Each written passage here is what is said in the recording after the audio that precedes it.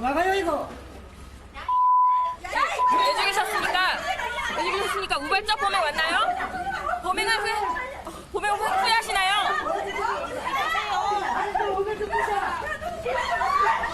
남겨진 아이와 남편에게 하고 싶은 말 없습니까?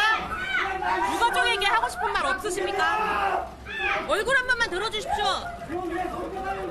왜 잡아요? 아들을 찾아주고 잡아요? 살인 자를 그렇게 보호를 합니까? 죽은 자를 연구합니까? 안 죽은 자를!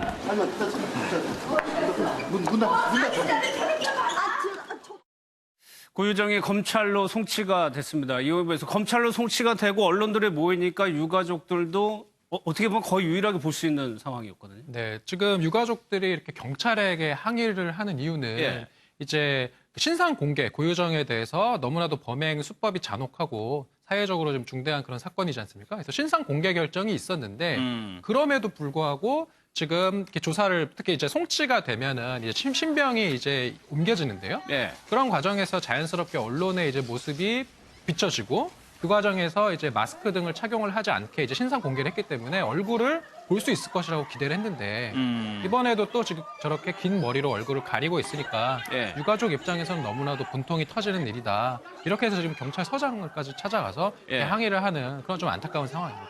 근데 유족으로서는 참 이게 힘든 뉴스들이 계속 나오는데 하재근 평론가님, 고유정이 경찰에서 조사를 받을 때 어떤 심리적인 변화라든가 이런 게 동요가 없이 그냥 잘 먹고 잘 씻고 아예 전략적으로 진술을 하고 있다는 거잖아요. 예, 뭐 이제 태도가 약간 달라졌다는 이야기도 있는데 달라졌다는 게 뭐 지금 여러 가지 사실들이 지금 보도가 되고 있으니까 본인 얼굴도 나왔고 그래서 좀 죄를 뉘우치고 좀 반성하는 듯하다 그런 식으로 달라졌다는 게 아니라 원래도 상당히 태연했는데 더 안정을 찾은 듯이 보인다 뭐 이런 식으로 지금 보도가 나오고 있는 거예요. 그리고 외적으로 봤을 때 일상생활이 변화가 없다. 뭐 때 되면 밥 먹고 뭐 샤워하고 평온하게 일상생활을 하고 있다. 그리고 이른바 전략적 진술을 계속하고 있다라고 이야기가 계속 나오는데 그 전략적 진술이라는 게 본인한테 이제 유리한 방향으로 여러 가지 그 계획적 범행이라는 정황이 속속 드러나고 있는데도 불구하고 아직도 우발적 범행이라고 이 전 남편이 자신을 먼저 성폭행하려고 해서 우발적으로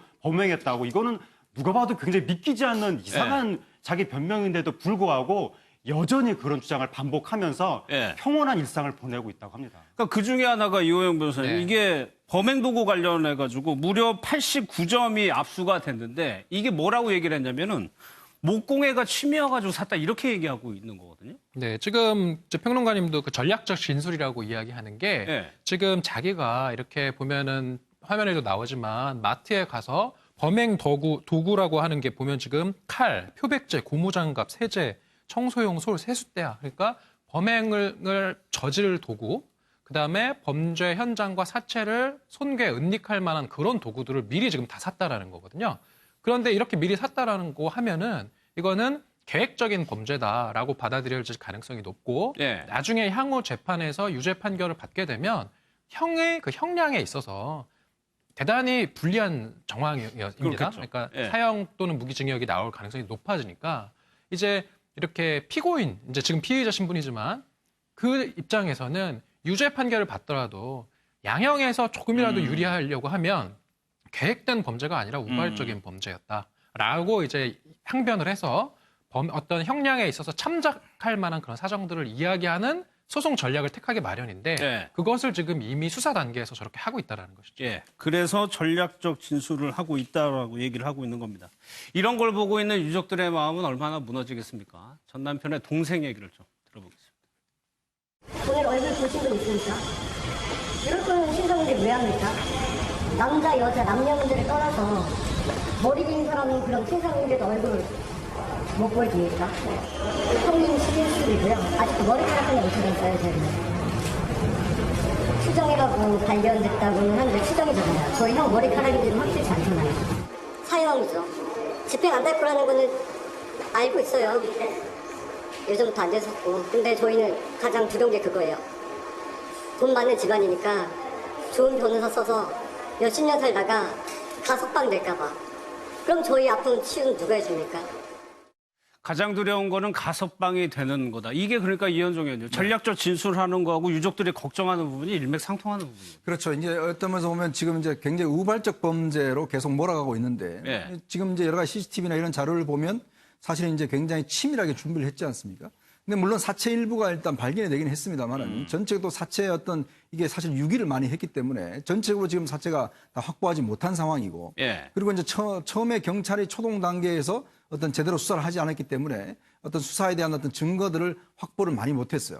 이제 그러다 보니까 지금 이제 유족들이 걱정하는 게 뭐냐 하면 예를 들어서 이제 재판 단계에 가서 변호사들이 사서 진술을 뒤집을 경우에 이제 그때에 이제 여러 가지 문제가 있을 수가 있다. 예를 들어서 이게 치밀하게 준비한 게 아니라 예를 들어서 그냥 그거는 자기 목공에 하기 위한 것이었고 그건 우발적이었다라고 이제 계속 진술을 해버리면 CCTV나 이런 것들이 명확하게 좀 증거가 갖춰야 되는데 이제 그런 전략을 쓰는 게 아닌가. 예. 그리고 우리가 신상 공개도요. 저는 좀 이번에 바뀌어진다 보는 게 미국 같은 경우는 신상 공개를 할 때 머그컵 사진이라고 그래서 네. 사진이라고 해서 얼굴 전체를 다 찍어서 아예 강제적으로 드러내게 제공하죠. 돼 있습니다. 네. 근데 우리나라는 굉장히 소극적 방법을 택하고 있어요. 그러니까 본인이 저렇게 머리로 가려버리면 어떻게 경찰이 뭔가 조치를 할 수 있는 방법이 없습니다.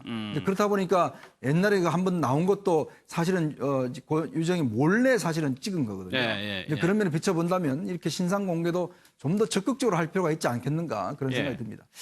그리고 이 구유정이라는 사람 자체에 대해서도 의문점이 너무 좀 놀랄만한 소식이 많은데 당시 이 사건이 있었을 때 자기 친아들이 같은 공간에 있었다는 거거든요. 뭐 사람이라면 할 짓이 아닌 거죠. 네. 근데 제가 볼 때 이제 프로파일러 분들 같은 경우는 뭐 사이코패스가 아니다 이런 말씀을 하시는데 제가 볼 때 정황을 보면 예를 들면 그런 거 아닙니까? 전 남편이 지금 새로 결혼한 남편 결혼 생활에 장애물이 된다. 그러니까 존재 자체가 장애물이 된다고 생각이 들어서 그 존재를 갖다 없애겠다고 생각하는 것 자체가 사람이라면 생각할 수 없는 거죠. 제가 볼 때는. 또 그다음에 두 번째가 뭐냐면 지금 아직까지 확인 안 됐지만 의붓아들이 질식사를 했다는 부검 결과가 나왔는데 거기에 대해서 확증적인 증거가 없으니까 그냥 넘겨갔다. 경찰이 이런 얘기를 하는 걸 봤을 때 여기에도 아마 고유정 씨가 관련됐을 수 있는 가능성이 있는 거고요. 또 더 가슴이 아픈 건 이 대학원생이 뭐 돈이 있었겠으면 피해자가 대학원생이 한 번도 꼬박꼬박 양육비를 보냈다는 거예요. 이유는 뭐냐면 그렇게 보내야 나중에 자식한테 부끄럽지 않고 봤을 때 내 마음이 편할 것 같다는 얘기를 하는데 그런 사람에 대해서 그 존재 자체가 내 결혼 생활에 아무런 의미가 없고 방해가 되기 때문에 죽였다? 제가 볼 때 이건 사이코패스적이지 않으면 도대체가 할 수 없는 행위이기 때문에 저는 이건 대부분 제 판단에는 상당히 준비돼 있고 고의적으로 만들어낸 살인사건의 생각이 들기 때문에 양형에서도 좀 이 부분들은 충분히 고려돼야 된다는 생각을 하게 됩니다. 그러니까 범행 동기 관련해서 하재근 변호사 경찰이 얘기한 거예요. 재혼 가정을 지키기 위해서 장애물로 인식한 거지 아니냐. 그렇다면 이 의붓아들이 사망했을 때도 이런 논리라면 만약에 의붓아들이 이 재혼 가정 유지하는데 장애물이라고 생각했다면은 똑같이 생각할 수도 있을 거라는 얘기잖아요. 그러니까 경찰이 프로파일러 여러 명을 투입해서 이제 대화를 해본 결과 범행 동기가 아무래도 현재 재혼 가정을 지키려는 의도가 가장 강했던 것 같다. 그런데 이제 한 달에 2번씩 아이를 면접 교섭을 시키게 되면 이게 본인이 한 달에 2번씩 지금 청주에 살잖아요. 제주도에 가서 전 남편한테 아이를 보여줘야 된다고 생각을 했다는 거예요. 그래서 한 달에 2번씩 제주도에 자기가 왔다 갔다 하려면 결국 청주에서의 가정의 단란한 삶이 위협을 받지 않겠느냐. 그러한 두려움을 가졌다고 지금 추정이 된다고 지금 경찰이 분석을 했다는 건데 만약에 현재 그 새로 결혼한 남편과의 가정이 그렇게 중요하고 방해물들을 저렇게 이 잔인한 방법으로 해치워야 될 정도로까지 생각을 했다면 사실은 새로운 가정을 꾸렸을 때 거기에 대한 방해물이라고 제일 먼저 생각할 수 있는 게 그 전에 다른 사람하고 사이에서 낳은 자식인 경우가 많거든요.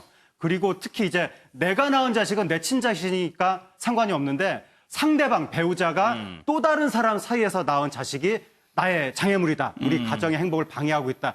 이렇게 인식이 될 가능성이 있어서 과거에 그 새로 결혼한 남편이 그 데리고 온 그 아이가 사망했을 때 당시에 경찰은 별로 이렇게 사망에 의문점이 없었다는 거죠. 이 부검을 해본 결과 질식사로 보인다는 그 이 결과가 나왔었고 외상 같은 게 없었기 때문에 그래서 그때는 일단 넘어갔던 것 같은데 이제 와서 보니까 최유정 씨가 이렇게 상식에서 벗어난 행동을 하는 사람이라면 그때도 혹시 뭔가 좀 의심스러운 행동을 하지 않았겠느냐. 그걸 경찰이 지금 다시 돌아보고 있습니다.